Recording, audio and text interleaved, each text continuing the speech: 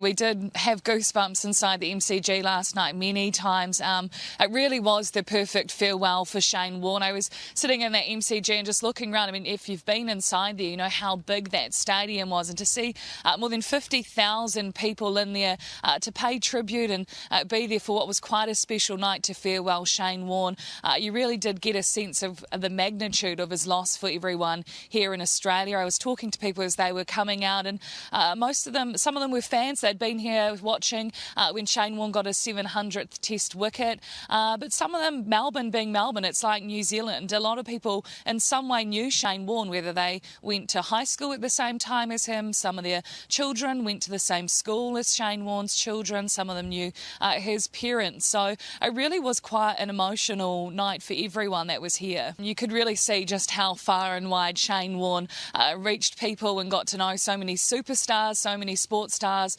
all around the world. I think one of the more emotional parts of the night, which everyone as they were leaving agreed was the part that everyone had a tear in the eye, was when his three children, Brooke, Jackson and Summer, spoke. It was his youngest daughter, Brooke, actually, who's just 20 years old, bravely took to the stand and gave a very emotional speech to everyone, just talking about all those special memories she's had with Shane Warne, and then looking forward to what her future will now look without her dad. She mentioned, you know, for all those two daughters, they won't have Shane to walk them down the aisle.